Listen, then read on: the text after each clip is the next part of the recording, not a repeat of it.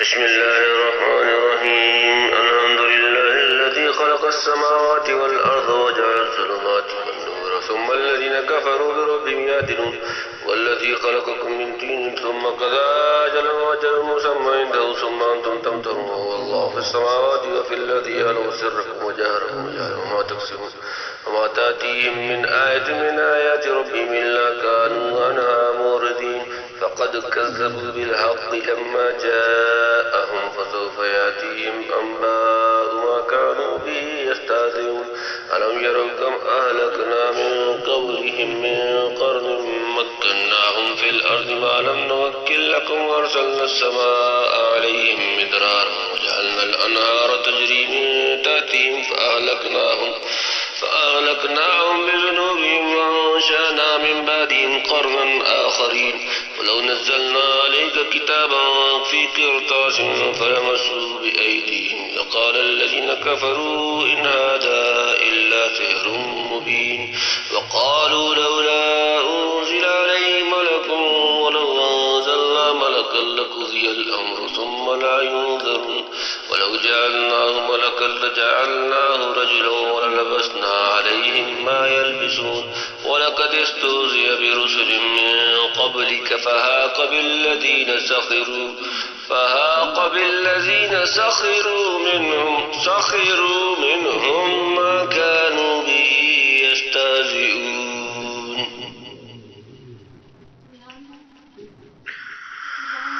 بسم الله الرحمن الرحيم قل سيروا في الأرض ثم انظروا كيف كان عاقبة المكذبين كل من ما في السماوات والأرض كل الله كتب على نفسه الرحمة ليجمعنكم إلى يوم القيامة لا ريب فيه الذين خسروا أنفسهم فهم لا يؤمنون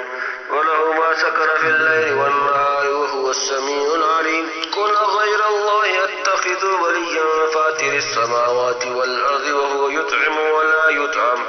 قل إني أمرت أن أكون أول من أسلم ولا تكونن من المشركين قل إني أخاف إن عصيت ربي عذاب يوم عظيم من يصرف عنه يومئذ فقد رحمه وذلك الفوز المبين وإن يمسسك الله بضر فلا كاشف له إلا هو وإن يمسسك بخير فهو على كل شيء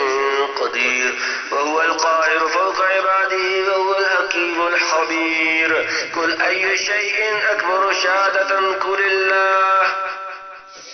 شهيد بيني وبينكم وأوحي إلي هذا القرآن لأنذركم به من بلغ إنكم لتشهدون أن مع الله آلهة أخرى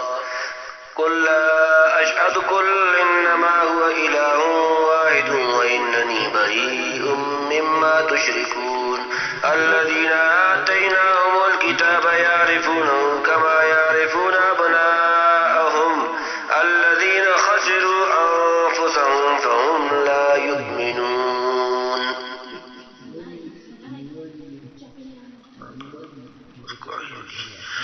ومن أظلم من افترى على الله كذبا أو كذب بآياته إنه لا يفلح الظالمون ويوم نحشرهم جميعا ثم نقول للذين أشركوا أين شركاؤكم الذين كنتم تزعمون ثم لم تكن فتنتهم إلا أن قالوا والله ربنا ما كنا مشركين انظر كيف كذبوا على أنفسهم وضل عنهم ما كانوا يفترون ومنهم من يستمع إليك وجعلنا على قلوبهم أكنة أن يفقهوا وفي آذانهم وقرا وإن يروا كل آية لا يؤمنوا بها حتى إذا جاءوك يجادلونك يقول الذين كفروا إن هذا إلا أساطير الأولين وهم ينهون عنه وإن يهلكون إلا أنفسهم وما يشعرون ولو ترى إذ وقفوا على النار فقالوا يا ليتنا نرد ولا نكذب بآيات ربنا ونكون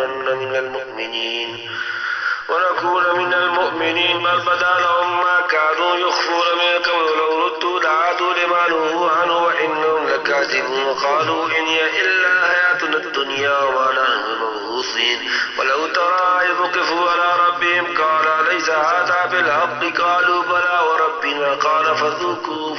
فذوقوا العذاب بما كنتم تكفرون.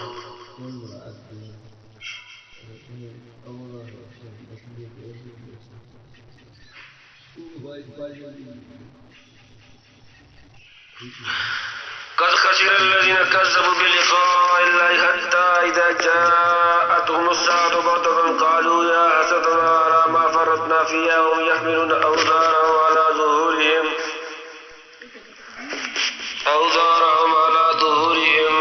ألا ساء ما يزرون. ما الحياة الدنيا إلا لعب ولهو وللدار الآخرة خير للذين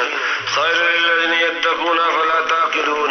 قد نعلم إنه ليحزنك الذي يقولون فإنهم لا يكذبونك ولكن الظالمين بآيات الله يجهدون. ولقد كذبت رسل من قبلك فصبروا على ما كذبوا وأوذوا حتى أتاهم نصرنا ولا مبدل لكلمات الله. ولقد جاءك من نبأ المرسلين وإن كان كبر عليك إعراضهم فإن استطعت أن تبتغي نفقا في الأرض أو سلما في السماء فتأتيهم بآية ولو شاء الله لجمعهم على الهدى ولا تكونن من الجاهلين. إنما يستجيب الذين يسمعون والموتى يبعثهم الله ثم إليه يرجعون. وقالوا لولا نزل عليه آية من ربه قل إن الله قادر على أن ينزل آية ولكن أكثرهم لا يعلمون. وما من دابة في الأرض ولا طائر يطير بجناحيه إلا أمثالكم ما فرطنا في الكتاب من شيء ثم إلى ربهم يحشرون. والذين كذبوا بآياتنا صم وبكم في الظلمات من يشاء الله يضلل ومن يشاء يجعله على صراط مستقيم. قل أرأيتكم إن أتاكم عذاب الله أو أتتكم الساعة أغير الله تدعون إن كنتم صادقين بل إياه تدعون فيكشف ما تدعون إليه إن شاء وتنسون ما تشركون.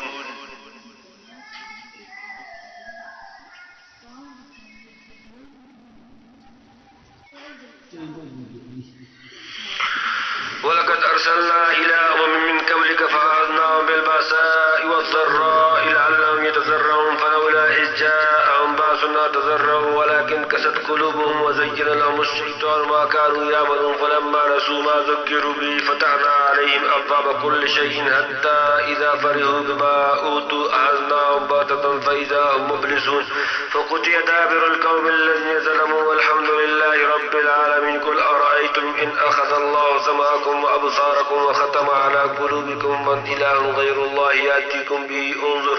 كيف نصرف الآيات ثم هم يصدفون. قل أرأيتكم إن أتاكم عذاب الله بغتة أو جهرة هل يهلك إلا القوم الظالمون. ما نرسل المرسلين إلا مبشرين ومنذرين فمن آمن وأصلح فلا خوف عليهم ولا هم يحزنون. والذين كذبوا بآياتنا يمسهم العذاب بما كانوا يفسقون. قل لا أقول لكم عندي خزائن الله ولا أعلم الغيب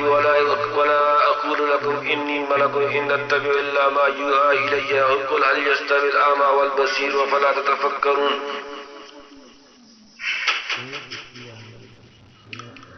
وأنذر به الذين يخافون أن يحشروا إلى ربهم ليس لهم من دونه ولي ولا شفيع لعلهم يتقون. ولا تطرد الذين يدعون ربهم بالغداة والعشي يريدون وجهه ما عليك من حسابهم من شيء وما من حسابك عليهم من شيء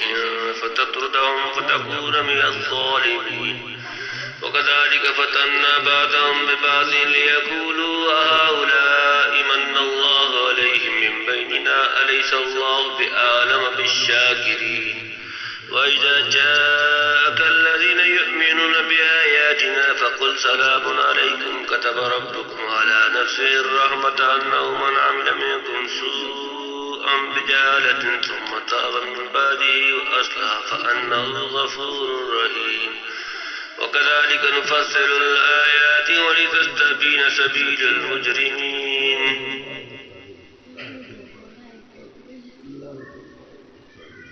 قل إني نهيت أن أعبد الذين تدعون من دون الله قل لا أتبع أهواءكم قد زللت إذا وما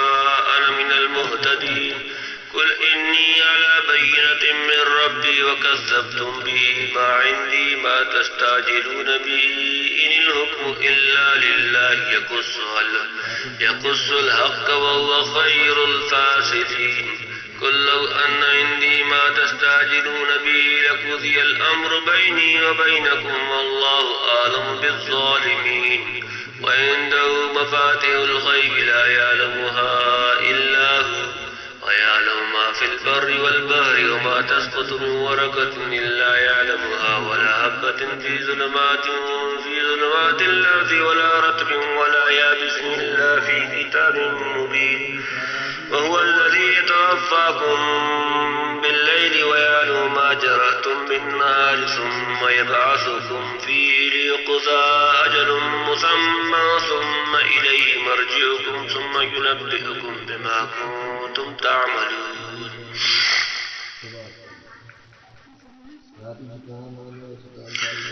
وهو القاهر فوق عباده ويرسل عليكم حفظة حتى إذا جاء أحدكم الموت توفته رسلنا وهم لا يفرطون ثم ردوا إلى الله مولاهم الحق ألا له الحكم وهو أسرع الحاسبين. قل من ينجيكم من ظلمات البر والبحر تدعونه تضرعا وخفية لئن أنجانا من هذه لنكونن من الشاكرين. قل الله ينجيكم منها من كل كرب ثم أنتم تشركون. قل هو القادر على أن يبعث عليكم عذابا من فوقكم أو من تحت أرجلكم أو يلبسكم شيعا ويذيق بعضكم بأس بعض انظر كيف نصرف الآيات لعلهم يفقهون. وكذب به قومك وهو الحق قل لست عليكم بوكيل لكل نبأ مستقر وسوف تعلمون. وإذا رأيت الذين يخوضون في آياتنا فأعرض عنهم حتى يخوضوا في حديث غيره وإما ينسينك الشيطان فلا تقعد بعد الذكرى مع القوم الظالمين. وما على الذين يتقون من حسابهم من شيء ولكن ذكرى لعلهم يتقون. والذين اتخذوا دينهم لعبا ولهوا وغرتهم الحياة الدنيا وذكر به أن تبصر نفس بما كسبت ليس لها من دون الله ولي ولا شفيع وإن تعدل كل عدل لا يؤخذ من أولئك الذين أبصروا بما كسبوا لهم شراب من حميم وعذاب أليم بما كانوا يكفرون.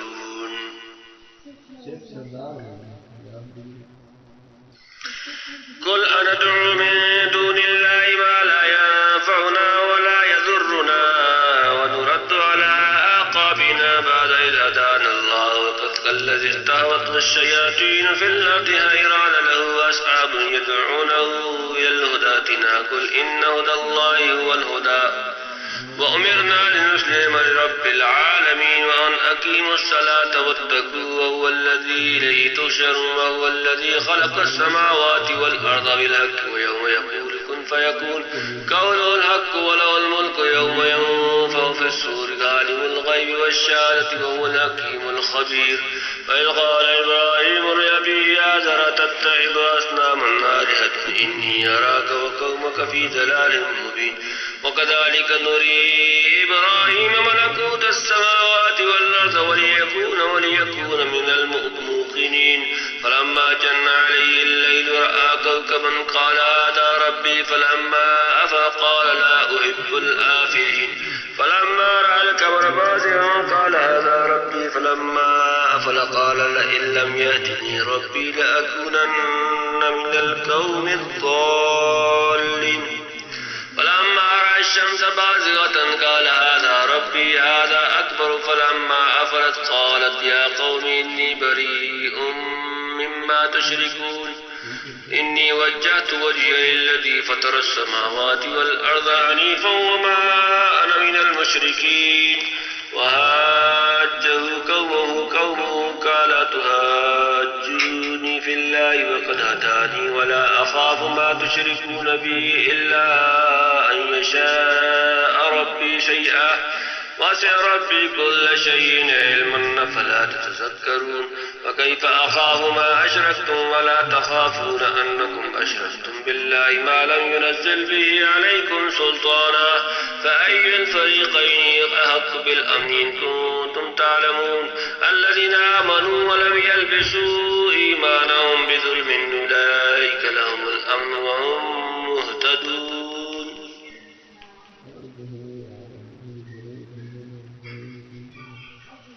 وتلك حجتنا آتيناها إبراهيم على قومه ونرفع درجات من نشاء إن ربك حكيم عليم ووهبنا له إسحاق ويعقوب كلا هدينا ونوحا هدينا من قبل ومن ذريته داود وسليمان وأيوب ويوسف وموسى وهارون وكذلك نجزي المحسنين وكذب زكريا ويحيى وعيسى وإلياس كل من الصالحين وإسماعيل واليسع ويونس ولوطا وكلا فضلنا على العالمين ومن آبائهم وذرياتهم وإخوانهم واجتبيناهم وهديناهم إلى صراط مستقيم ذلك هدى الله يهدي به من يشاء من عباده ولو أشركوا لخبط عنهم ما كانوا يعملون أولئك الذين آتيناهم الكتاب والحكم والنبوة فإن يكفر بها أولئك فقد وكلنا بها قوما ليسوا بها بكافرين أولئك الذين هدى الله فبهداه مقتدي قل لا أسألكم عليه أجرا إن هو إلا ذكرى للعالمين.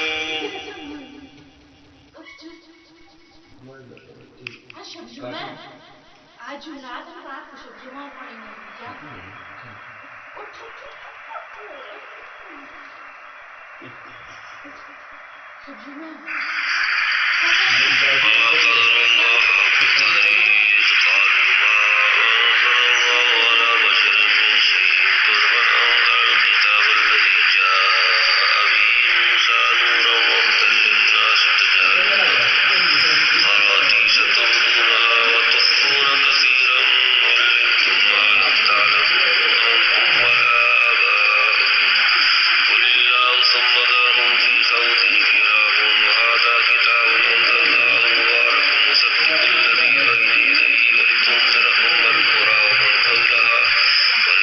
يؤمنون به وهم على صلاتهم يحافظون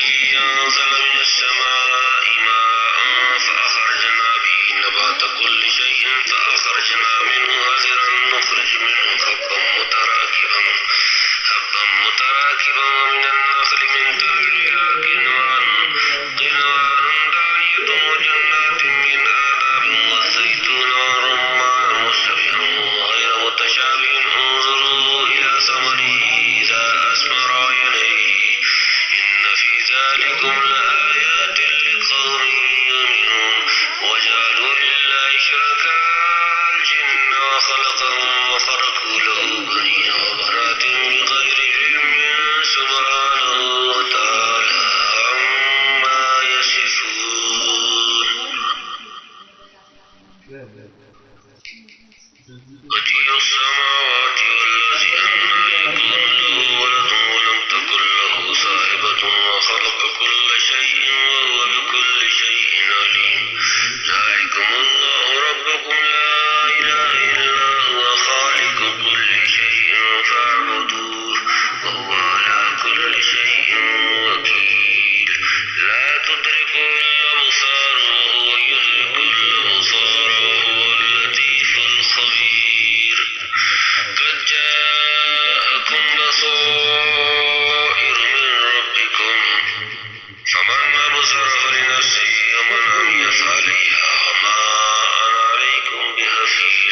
وكذلك نصرف الآيات وليقولوا درست ونبينه لقوم يعلمون اتبع ما أوحي إليك من ربك لا إله إلا هو وأعرض عن المشركين ولو شاء الله ما أشركوا وما جعلناك عليهم حفيظا وما أنت عليهم بوكيل ولا تسبوا الذين يدعون من دون الله فيسبوا الله عدوا بغير علم كذلك زينا لكل أمة عملهم ثم إلى ربهم مرجعهم فينبئهم بما كانوا يعملون وأقسموا بالله جهد أيمانهم لئن جاءتهم آية ليؤمنن بها قل إنما الآيات عند الله وما يشعركم أنها إذا جاءت لا يؤمنون ونقلب أفئدتهم وأبصارهم كما لم يؤمنوا به أول مرة ونذرهم في طغيانهم يعمهون ولو أننا نزلنا إليهم الملائكة وكلمهم الموتى وحشرنا عليهم كل شيء قبلا ما كانوا ليؤمنوا إلا أن يشاء الله ولكن أكثرهم يجهلون وكذلك جعلنا لكل نبي عدوا شياطين الإنس والجن يوحي بعضهم إلى بعض زخرف القول غرورا ولو شاء ربك ما فعلوه فذرهم وما يفترون ولتصغى إليه أفئدة الذين لا يؤمنون بالآخرة وليرضوا وليقترفوا ما هم مقترفون أفغير الله أبتغي حكما وهو الذي أنزل إليكم الكتاب مفصلا والذين آتيناهم الكتاب يعلمون أنه منزل من ربك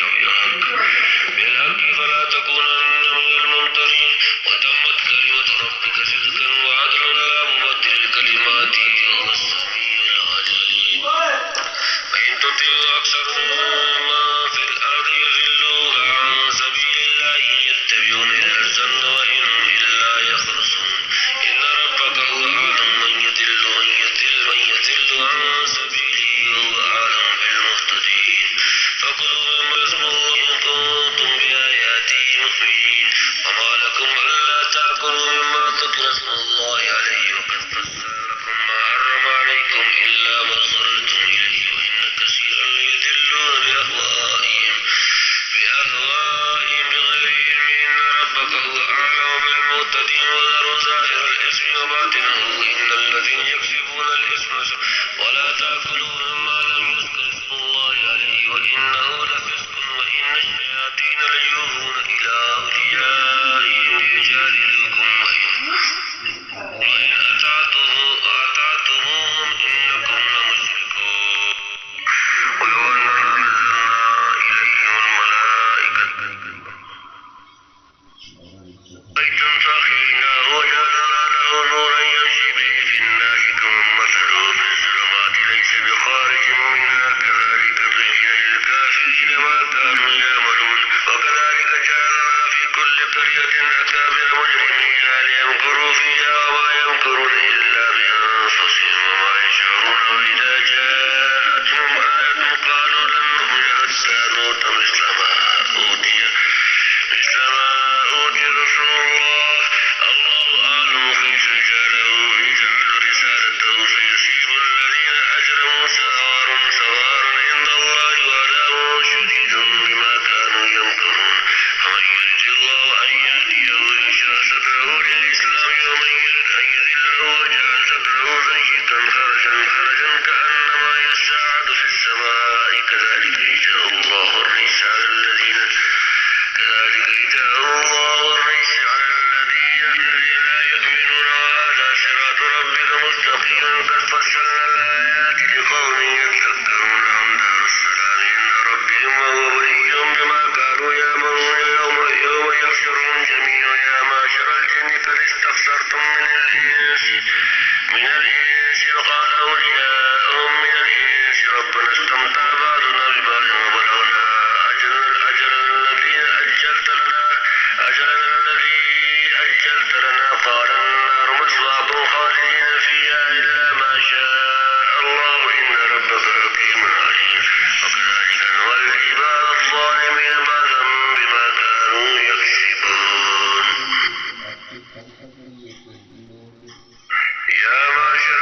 والإنس ألم يأتكم رسل منكم يقصون عليكم آياتي وينذرونكم لقاء يومكم هذا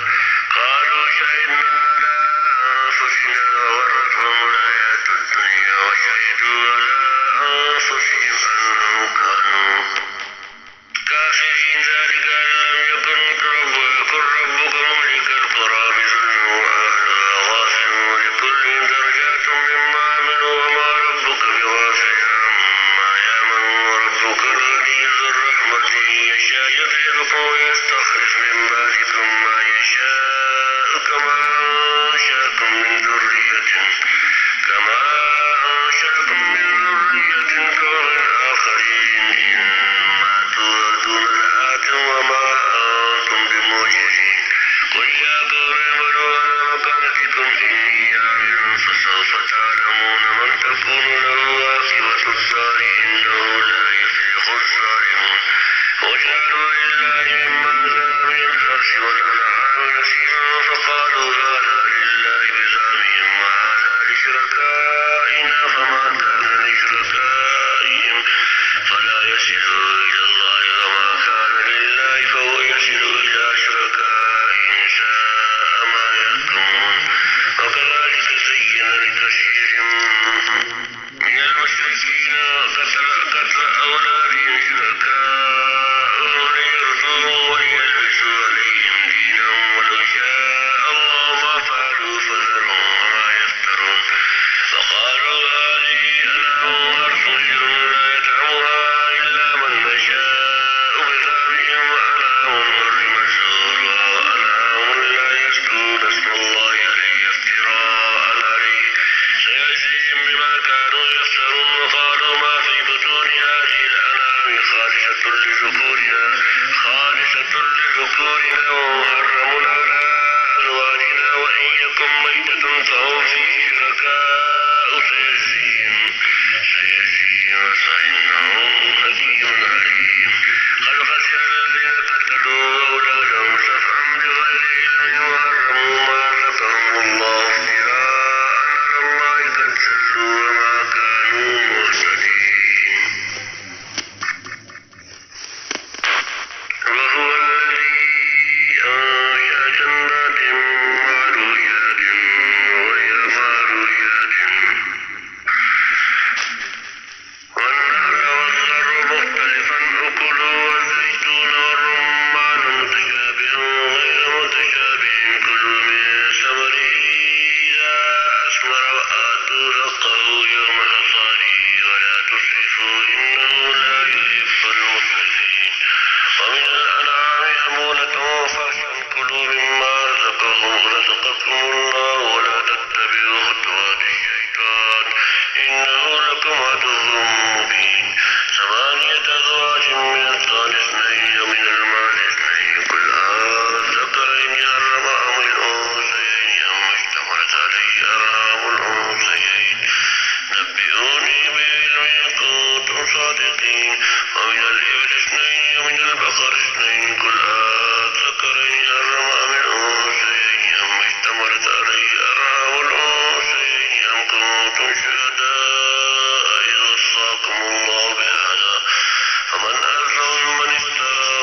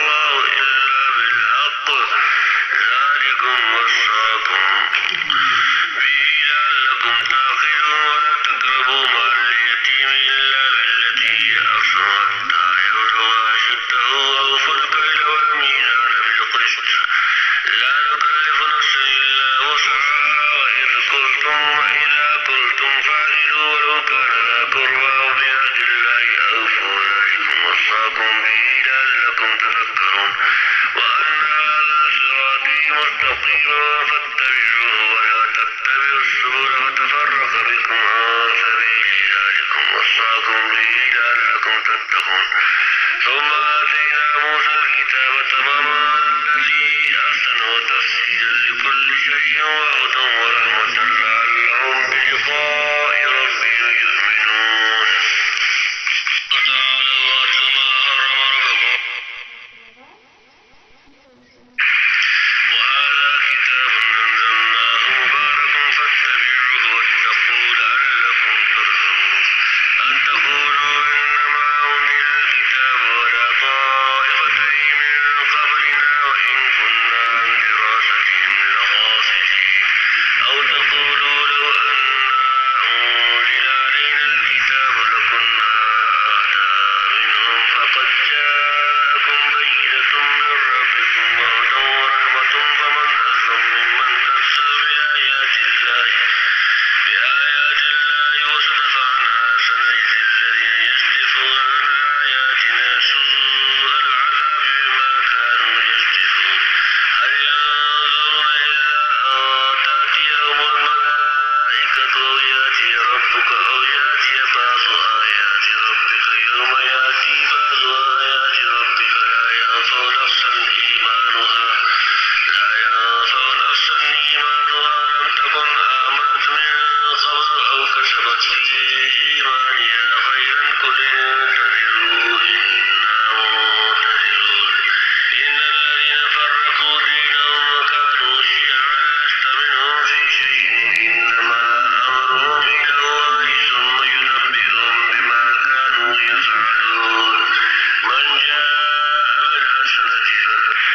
فله أجر أمثالها ومن جاء بالسيئة فلا يجزى إلا مثلها وهم لا يظلمون قل إنني هداني ربي إلى صراط مستقيم دينا قيما ملة إبراهيم حنيفا وما كان من المشركين قل إن صلاتي ونسكي ومحياي ومماتي لله رب العالمين لا شريك له وبذلك أمرت وأنا أول المسلمين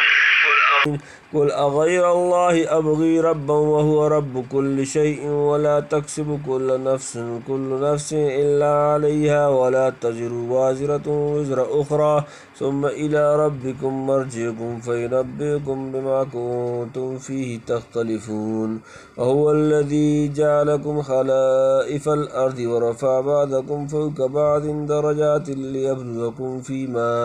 آتاكم إن ربك سريع العقاب وإنه لغفور رحيم